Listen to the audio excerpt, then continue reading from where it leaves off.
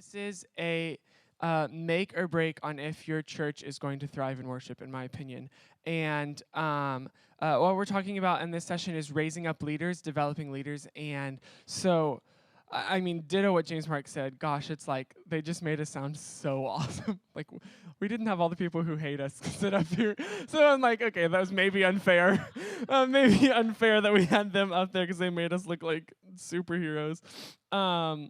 But really, as worship pastors of our church, and I know not everybody here is a worship pastor at your church, but really, even just as the people of God, it's our job to pass along the things that we've been taught to others. And really, that's the core of who we are of an Antioch movement, is that we're a discipleship culture. So what we receive, we don't just take it from us, but what we're doing is investing in other people. That was one of the confessions that you heard, gosh, yesterday. It felt so long ago. I was going to say on Monday, yesterday. Was the things that we've heard, we're passing along to people who are going to then in turn pass those things along to other people. So really, what we're trying to do is not make this the Owen Wible show that it's like, man, if Owen leaves, we're doomed.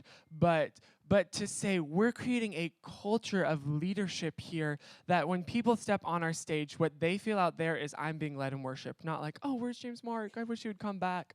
Which people still say that, but whatever. They're just being nice. Just kidding. People love James Mark. It's his mom, okay. So I'm totally kidding. We love James Mark. We need James Mark. Don't leave.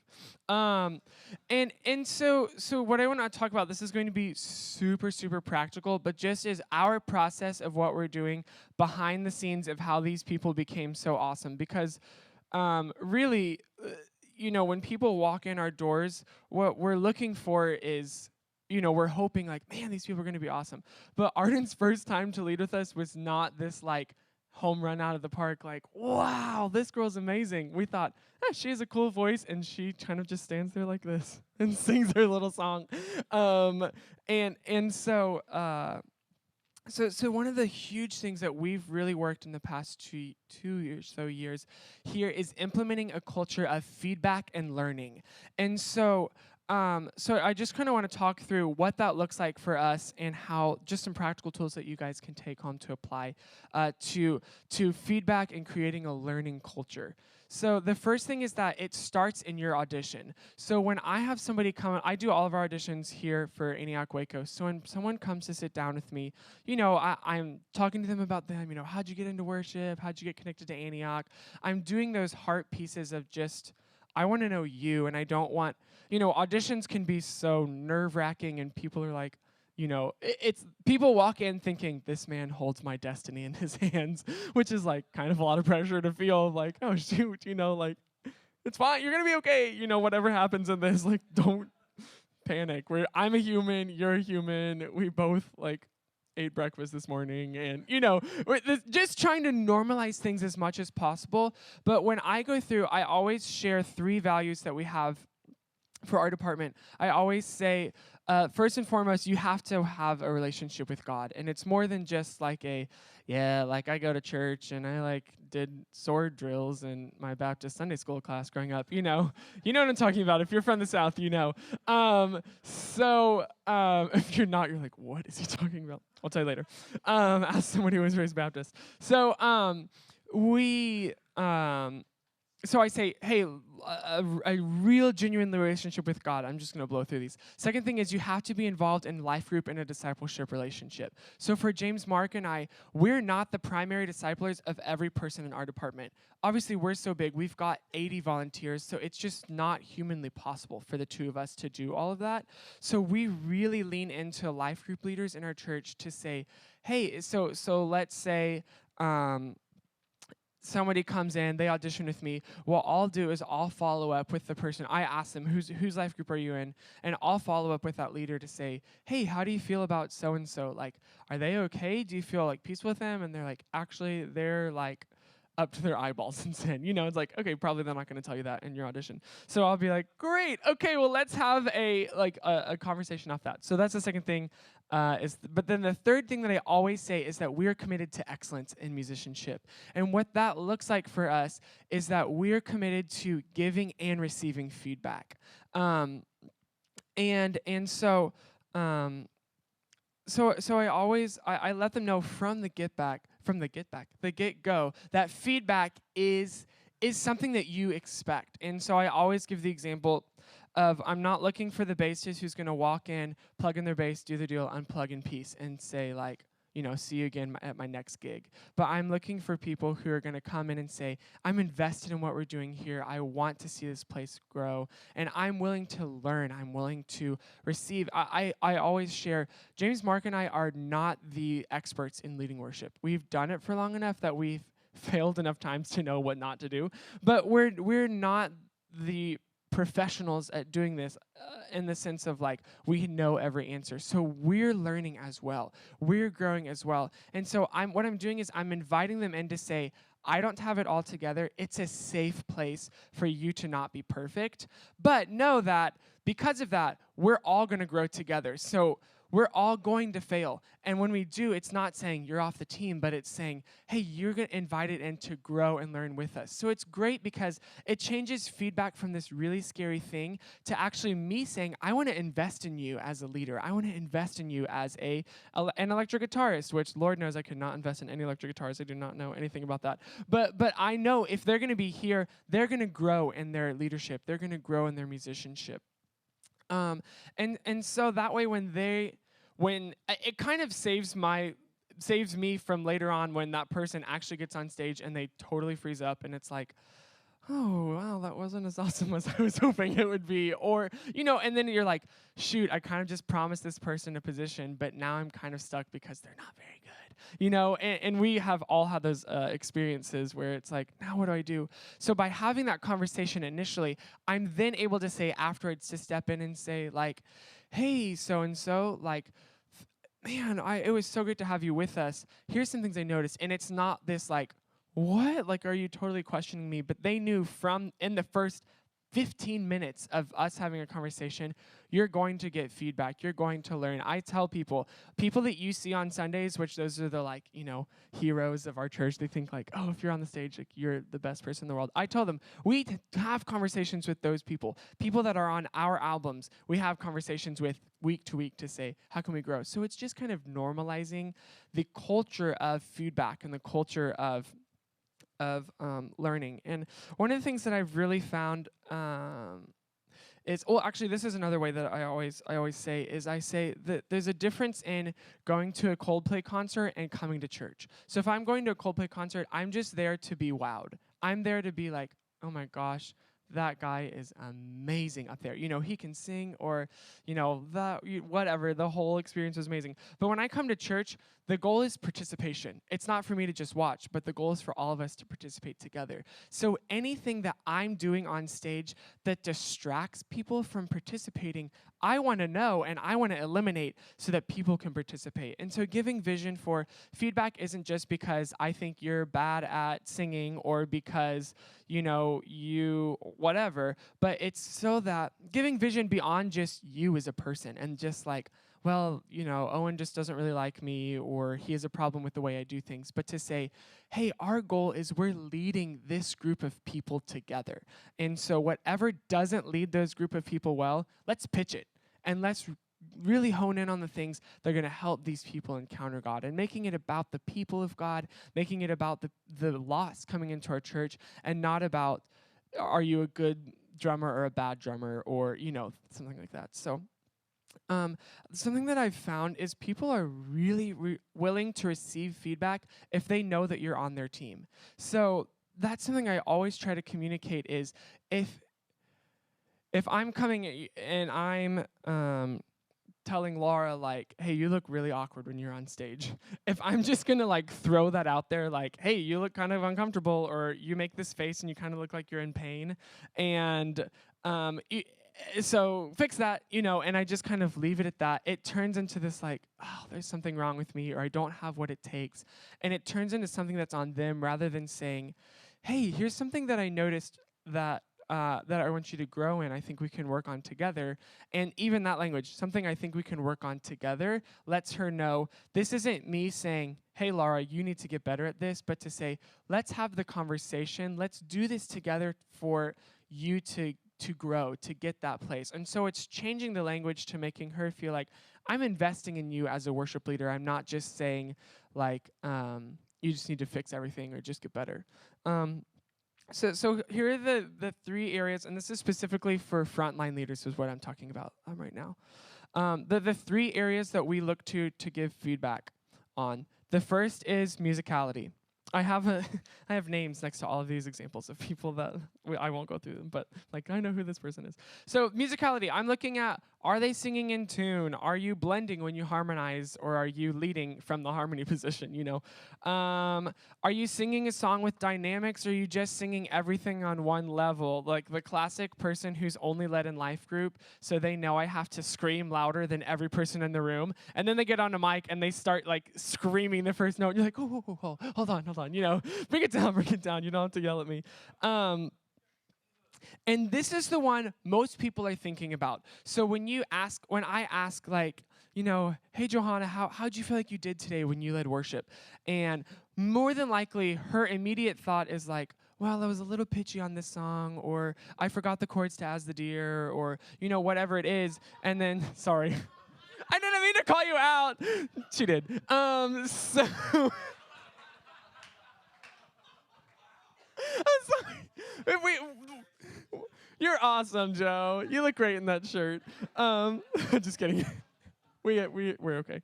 But for it's people's thing that they're immediately going to think of is my musicality. So these are the other two things that I'm consistently, and this is to this day, I'm trying to drill this into our people's heads. We're not there yet, but we're going to get there in Jesus' name.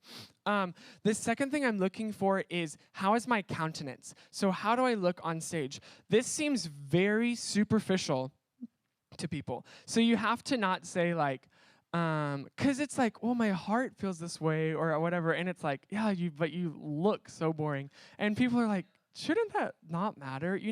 But in leadership, it does. Because what we're doing is we're communicating with our entire body. God made us physical beings, not just singing or not just whatever. So if I'm, we talked about this yesterday a little bit of if I'm singing shout, shout or something, but I'm like, shout, shout, and you people don't believe that. People aren't led by that because it's fake. They're not engaged with something internally, or they're just really unaware that they look really boring and dead. So things I'm looking for are, do you believe what you are singing? I'm thinking that as people are leading. Do I believe that you really mean those lyrics that you're singing? If we're celebrating, do you look like you're celebrating? Or do you look really serious or really intense? We had a girl come in. She'd been leading for like 9 years at this other church that's like way bigger than ours. She comes into our church. She's doing grad school here at Baylor. And we'd seen a video of her leading before. And before her first Sunday, we tell her, hey, I don't know if your church just didn't let you do this, or if this just isn't really your vibe or whatever, but you are very, we didn't say you were very boring looking, but she just was very like kind of worship leader, just didn't move at all, and we do energy, we do celebration because God does celebration, and so most churches don't let their worship leaders do that. And so before she even led, we said, hey, so-and-so, we do this. We move, we clap, we lift our hands. Do you feel okay doing that? Like, do you want to do that? And we engaged the conversation before it even happened because we knew this might be an issue for her. And this, we want to set her up for a win in that. So something I tell people a lot is don't keep your feet on the same spot for the entire set. So I'll look like, are you moving? Even if it's just like, Carrie Job has her like runway that she goes back and forth on. And if you've ever seen Carrie lead worship, it's like back and forth, and she does this up, and then she goes back, and then she comes back up for a big chorus, and literally it's like she's got this little line that she does. But for some reason it leads people, you know what I mean? And it communicates. So I tell people like, don't just stand there. Especially often what we do is we've got our center leader, we've got another guy playing guitar over here, and a girl not playing guitar because for some reason no girls in our church play guitar. Don't know why. So I'll tell this guy that's over here. So James Mark's leading. This is Amazing Grace. This guy over here, really vocally or acoustic guitarly, he's not contributing to the song. You know what I mean? It's not like, wow, that second acoustic on Capo 7 is like bringing us into the presence of God. So I tell this person, do not stand right here and just do this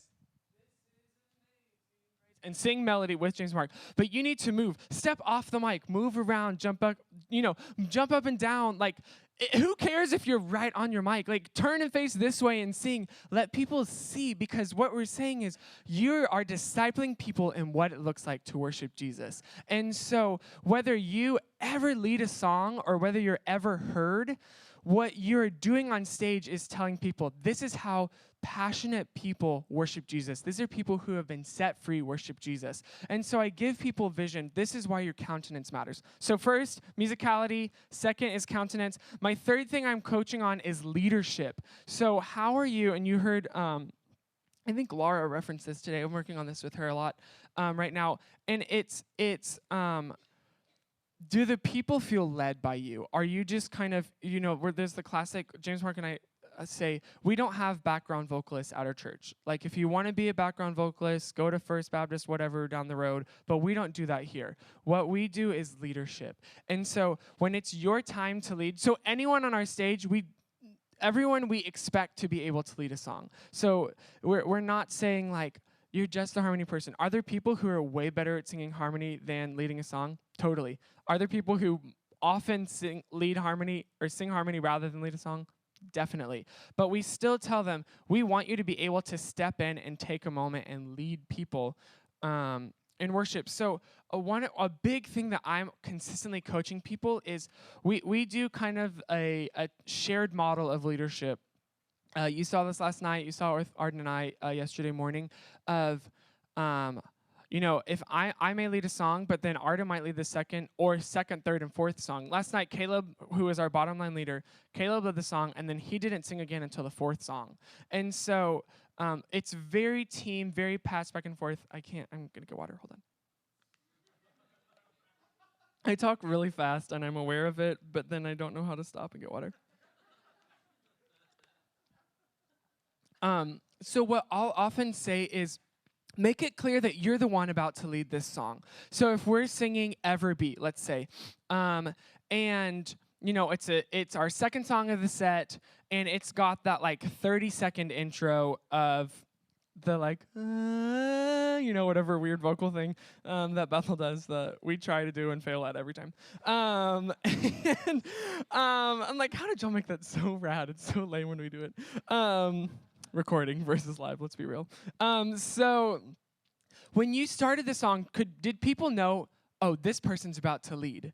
Or did they just think like, until your love is devoted, they had no idea which of the three people was about to do it? So sometimes if you were at the 5 o'clock, you heard Jesse pray. Or no, he shared something, I think, before he talked. And he shared a scripture about how our God is greater, and then we started singing Our God. So sometimes we'll do that. Sometimes it's just like, hey, just step up and say like, ooh, or something. It feels so dumb for me to say that, honestly. I feel so stupid telling people, like, just say like, like saying something. And it feels so dumb and so superficial, but the thing is, it's me saying the baton is handed to you, and I'm stepping in and saying I'm owning this moment.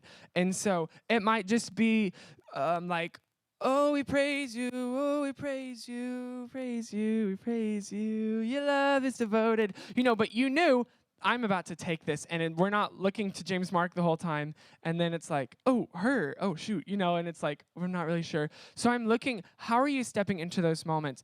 I'm asking them, how are you coaching a crowd to clap, to lift their hands, to sing? So this is a lot of what we talked about yesterday afternoon is, how are you stepping into the void? When I look out and see like, wow, people are not with me, I'll say like, let's lift our hands together. People feel those moments. And another one is, are you stepping into and giving direction in instrumentals? Again, we talked about this last night, keeping with Ever Be. It's got that long instrumental at the end. So I want my leader to either say, sing your own song, or to be so avidly singing their own song that it's clear and compels people to do that. The thing is, people feel those moments. it's like they know that something's supposed to happen, but either they don't feel released by me as the leader to say like, you take this and you run with it, or they just don't feel like they know what to do. So I will literally sit down with people and say, hey, we're singing X song. When we get to the bridge, there's a long time between that chorus and when we get into the bridge because we do a big instrumental. So what are you going to do for that moment? And I'm helping them start to think about that. Then afterwards, I'll be like, how'd you feel like that went?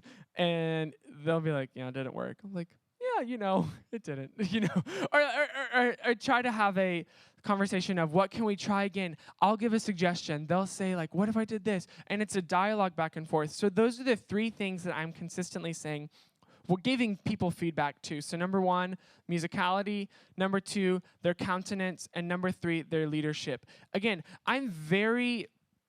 musicality is the bottom of my list, honestly, because that's the thing that people are immediately thinking of is they're like, oh, I'm a singer, so I'm going to give you feedback, or I'm going to tell you how my voice sounded. But I'm trying to, again, switch people to think I'm not just a singer, but I'm leading and compelling a group of people to come with me into the presence of God. So I'm trying to coach and give that leadership. So I'm going to give you some really practical thoughts on how to give feedback to people.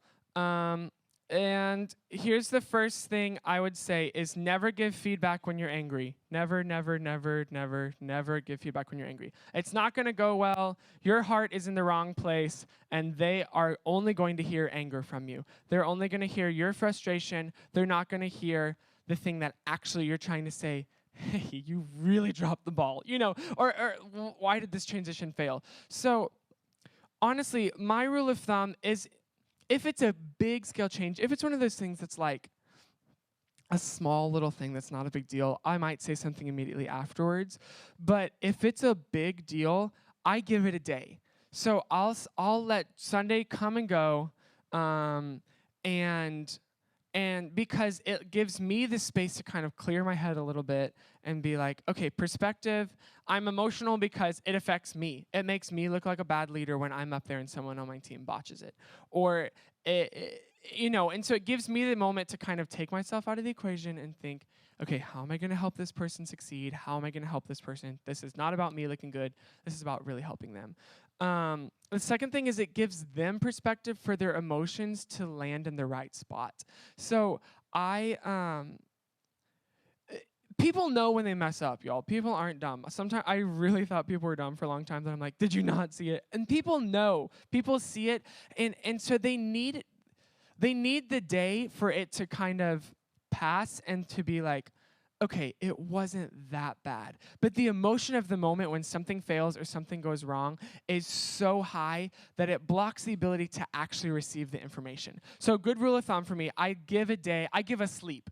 I let people go to sleep and wake back up before I say, here's what you need. So it doesn't have, not like a magic 24 hours or something. It's just like, you've gone to sleep and it's a new day, and you are awake for a different time. I always try to start with something that they did well. So I want them to know I'm for you. I think you are great. I want you to win. I want you to succeed. I want you to be the absolute best leader that you can be. And so it's not just like I'm setting you up so I can crush you because you need to be crushed, But it really is, it honestly, it helps frame for me, this is a person, because it can feel very emotional of like, why do you always do this? Like, I'm so frustrated at you because you keep doing this.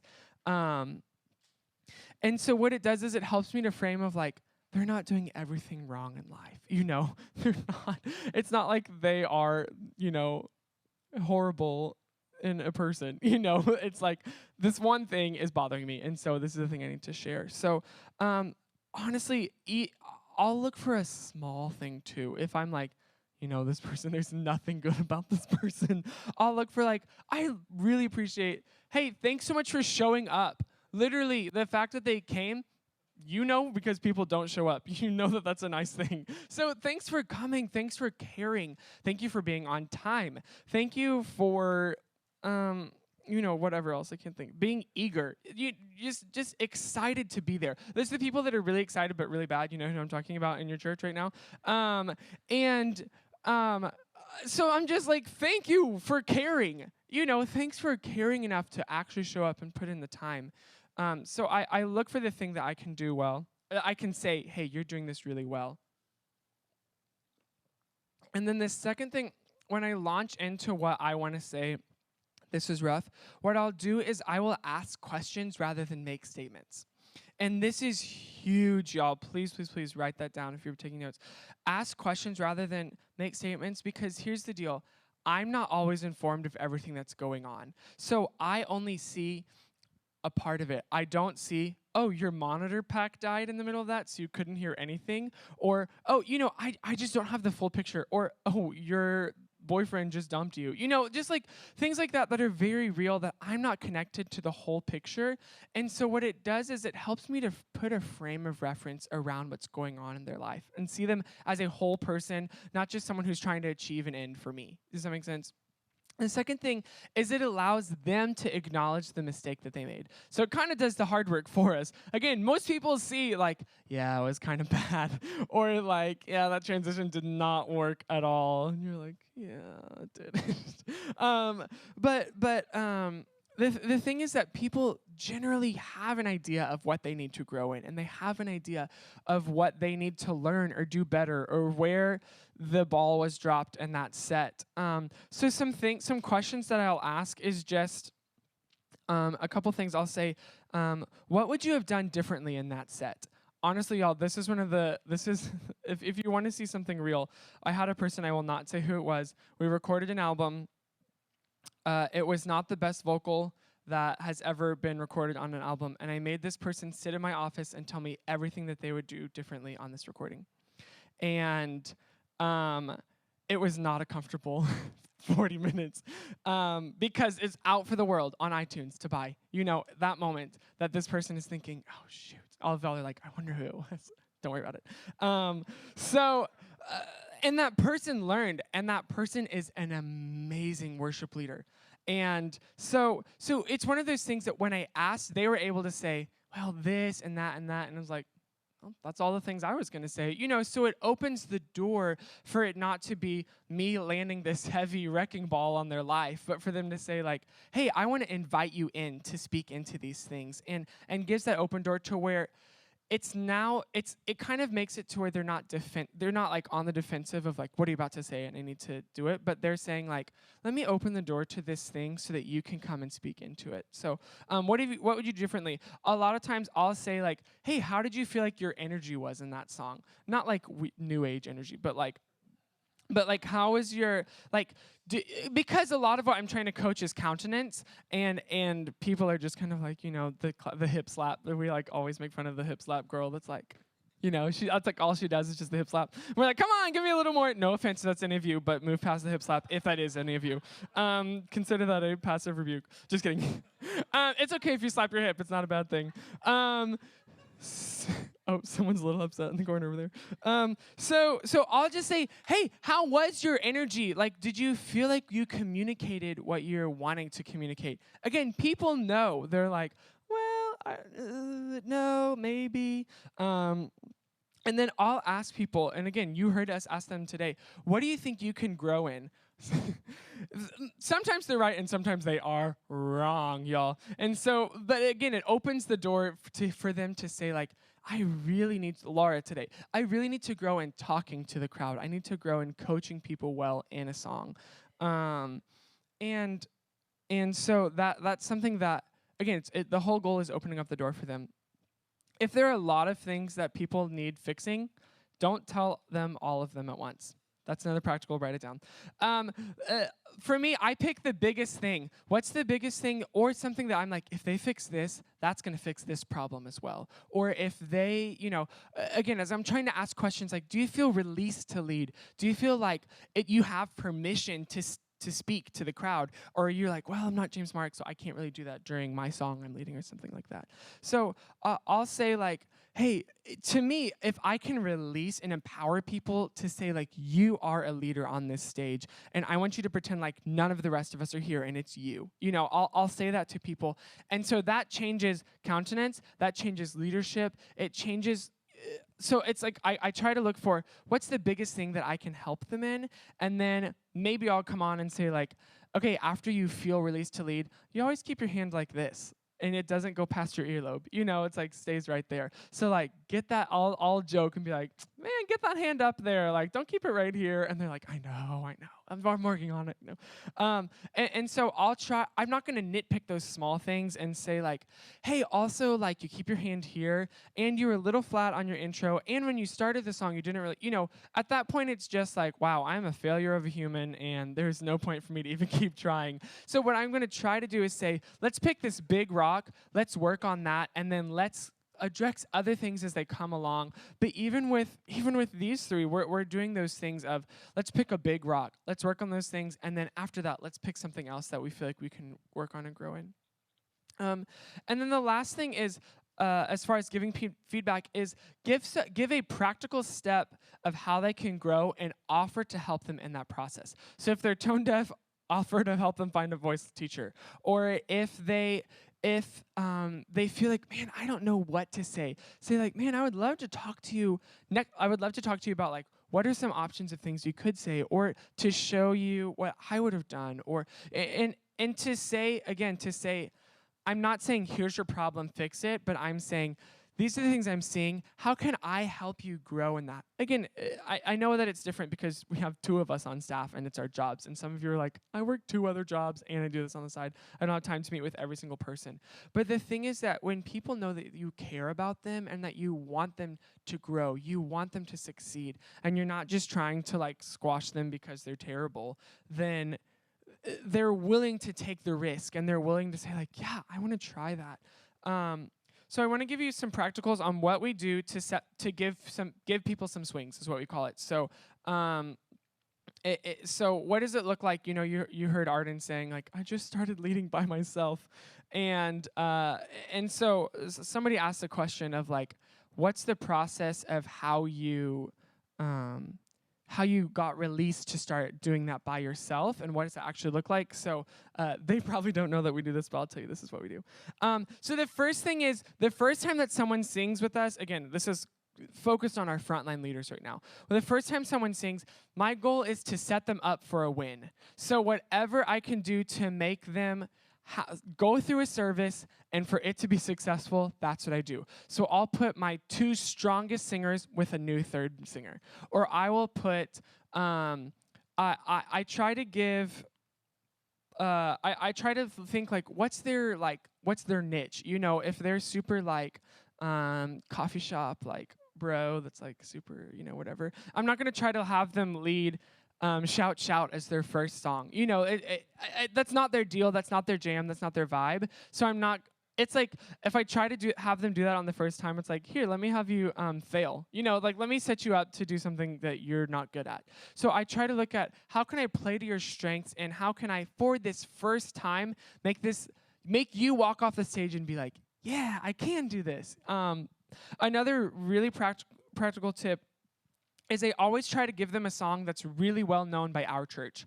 So if they're going to lead a song, and we don't always have someone on their first time lead a song. Sometimes they just sing harmony for the first time, and it's just to get them up there.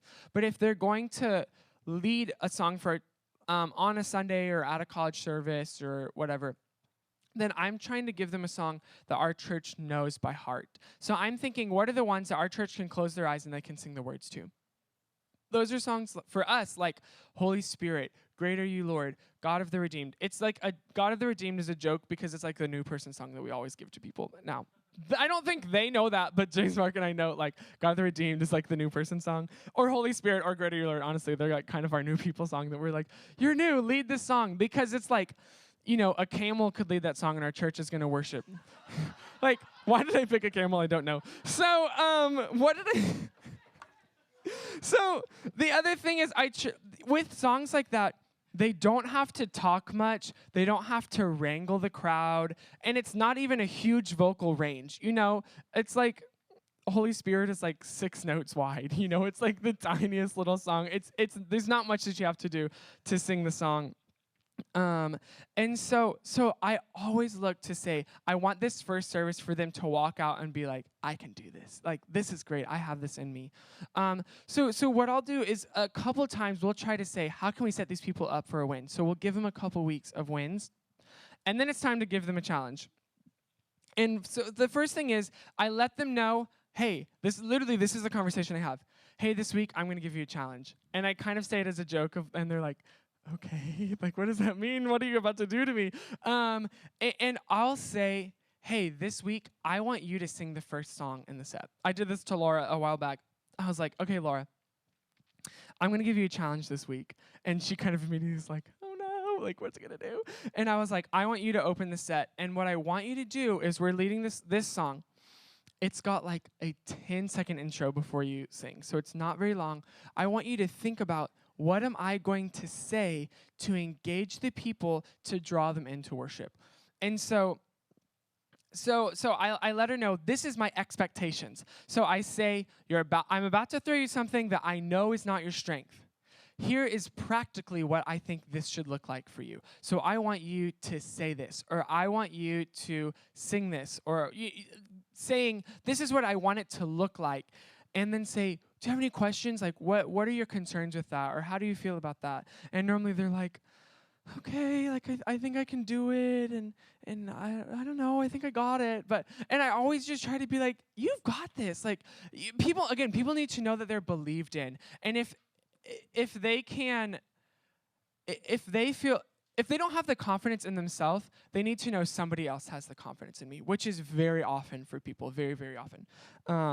Is that it's like, well, at least Owen thinks I can do it. You know, I'm so nervous about talking in front of these people, but Owen thinks I can do it, and so I'm going to try it. And part of it is like, you know, they don't want to let us down or whatever. But really, it's I'm imparting confidence into them and saying, like, I believe in you. Like, you have this. You can talk. Like, I've heard you talking before. You know, so like, I know that you can do this. And I'll honestly, even sometimes I'll say, like, hey, I want you to talk up and not talk down. Or I want, like, instead of being like, okay, we're gonna worship, be like, hey, we're going to worship Jesus together this morning. And I'll give that example of the way that is bad and the way that is good, so they have tangible things. So that if we're giving these like big concepts and people are kind of like, okay, I know I should talk, and they don't feel like they have a tangible, concrete example of what we're looking for, we're really not helping people win in those scenarios. So I try as much as possible to be very practical with what I want it to look like. I try to say, you know, if I'm trying to say, I want you to open the set, and I know that's not your strength, or I want you to lead the band, I know that's not your strength. When I had Laura, the time she was talking about when I was out of town for a young adult service, I had her leading. I emailed her, this is what rehearsal needs to look like, do all of these things. This is what your pre-service looks like, do all of these things. This is what worship itself, what you want to do. Say this to the band before you walk on stage, literally. Like, I gave her 2 sentences, like, say these things because people need to hear this from you as the leader. And so I tried to make it super practical for her, and not just like, hey, just be confident and like people will be with you. And you know, it's like, she's never led a band before. She can't play any instrument. She can kind of play a G chord. But I set her up with great musicians. So I'm trying to set her, I'm giving her a risk, but I'm setting her up with some like strength behind her. And then another thing that that's important is, don't feel bad. But in your rehearsal space, when you're setting someone up for a challenge, in your rehearsal space, don't feel bad running that part like 10 times. So I'll have, if it's like, okay, this transition is not working, or like, man, like, there was one song that they talked through. I don't remember who, somebody up here said this, but they talked into the first verse. And so they're like, and we're going to worship Jesus. Freedom is the song I sing, you know.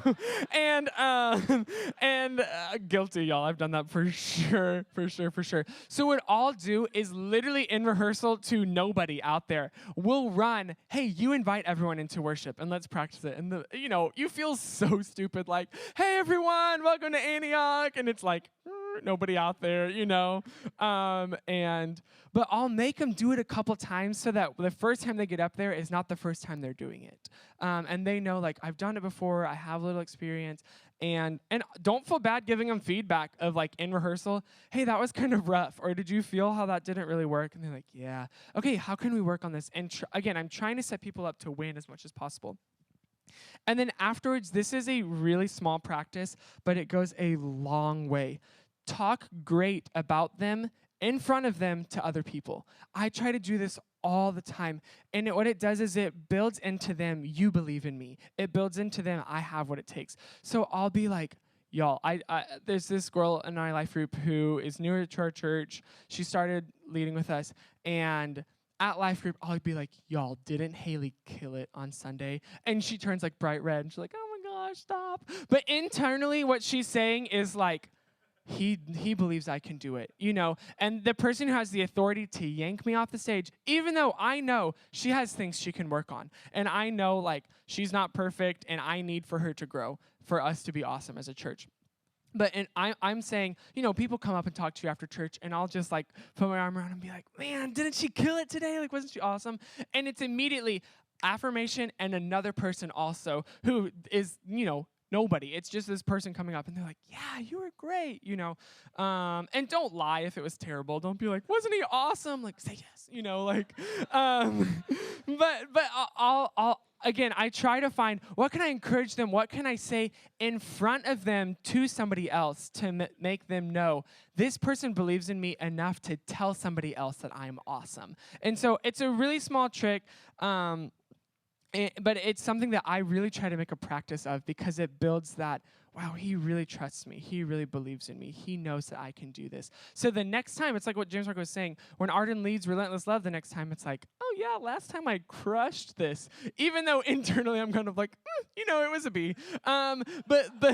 But she'll walk up and she's going to lead out of a place of confidence that's going to take her from a B to an A. Does that make sense? And so, because so much of it is an internal resolve that I can do this. Literally, y'all, leadership is that internal, I can do this. I can take people with us by the power of the Holy Spirit, of course, through the strength of Jesus. But it's that it's what we feel so much from people is that uncertainty, that hesitancy, and what we love about people is the people who just step up and just blow you away, and you're like, she just mowed over that congregation, and that was awesome. And people follow that. And so that's the thing, is I'm trying to develop that in people. So if I can get people internally to get the resolve and the confidence, I can do this and these guys believe in me, then they're going to step in and they're going to become that thing that they think about themselves. And they're going to become that thing that I'm speaking into them to say, Johanna, you are a confident leader. Y'all, did anyone notice today, this is how like smiley Johanna was during worship? I was so proud of you. Seriously, Joe, this is like a total tangent ADD moment for me. But Johanna was not like that when she used to lead with, she got there eventually, but Johanna was like I'm scared to death in front of you. And literally, Joe, you were like beaming the entire time today. And it was amazing. So way to go. So that was a total aside. Okay, the last thing is have your leaders teach other people what to do. That's really what we're working on with this crew of people. And there's a couple others who either had class or work or something and couldn't be here. But we're working with our core leaders to have them teach. So I had our second music director talk at our music director lunch yesterday. It wasn't the most awesome thing in the world or the most inspiring thing in the world. But what I'm trying to do is trying to get him to put into words how he does what he does. Because then it's not dependent on me to be able to invest in every single music director, every single singer, every single drummer. If I can say, hey, Arden, I want you to tell this girl how to lead. So it's really funny. It's like every time I ask somebody who led on Arden's team, I'm like, hey, well, how did it go? What did Arden give you feedback on? The thing that they always says is something that I had to drill into her, which was step into the song when you lead it. So her thing was like, I'm not doing anything until I start singing. But I wanted to know, as soon as the downbeat of that song starts, you own that moment. And it's so funny. Every person that's led with her, that's always the feedback that she gives them is, hey, when you started to lead your song, you didn't really signal to anyone out there that you were doing it. So I'm like, praise the Lord. I drilled it into her enough times, but she's passing that thing on to someone else. And I know that that person is then going to have Arden tell her 6 times, or tell him 6 times, hey, you didn't step into it. You didn't step into it. But he's going to own that. And when he's playing the bottom line role, he's then teaching somebody else. And so this is amazing statistics, y'all. Listen to this. 90% of what people 90% of what people teach, they learn. So if they teach something, they retain, no, I'm sorry. What people teach, they retain 90% of that information. That's a better way of saying it. What people practice, so that what they do over and over, they retain 75% of information. What people hear, they retain 20%. So basically, I'm really set up to be doomed right now because y'all are all just listening to me, not doing anything. So hopefully you take away 20% of this. Actually, no, I'm so sorry. What they learn from audio and visual, 20%. What they just hear, 5%. Is what people actually retain from what they hear you saying. If I can get them to teach someone, they retain 90% of it. Statistics show. Isn't that wild? So I'm really trying to get people to teach and get people to do as much as possible because that's how it retains in people's minds. And it solidifies, it has to solidify in them that this is why I'm doing what I'm doing. It's not just like, oh, this is a good idea, or Owen told me I'm supposed to do it, but it's this like, now that I'm having to convince you that this is the right thing to do, I should probably really decide this is the right thing to do, And it's why, James, Mark, and I are weeping as we're hearing them be like, this is what we're supposed to do. We're like, finally, you get it, the things that we're telling you, you're actually internalizing because you're having to tell somebody else what to do. So as much as, and then give them feedback. Honestly, when Arden came up here afterwards, I was like, yo, we're awesome. Can I give you one piece of feedback? And she was like, sure, and I was like, hey, you said you said the worship department is doing this and y'all are doing this instead of saying we're doing this. I want you to own this, that this is something that we're doing. It was like a 2-second thing, but I'm trying to get them to say this is us. This is what we're doing, and I'm pulling someone else into what I'm owning. So it's not just like, oh, this is Owen's good idea or this is James Mark's good idea. But this is something I, as a person in our worship department, am investing in other people. So the thing is, and somebody asked a little bit of like, what's the difference in like a core person versus kind of like a fringe person?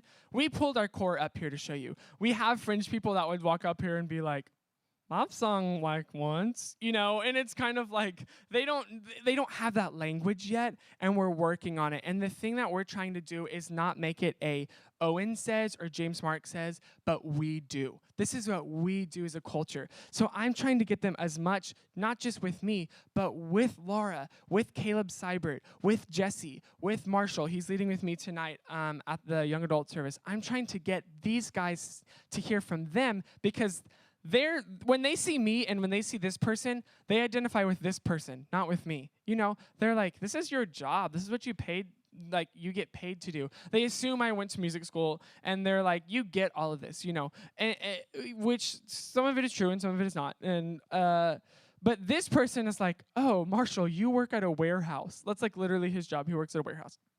And Arden, you're in school. It's like, I'm in school and you're in school, or I just have a normal job and you have a normal job, but you're saying this is what we do here at Antioch.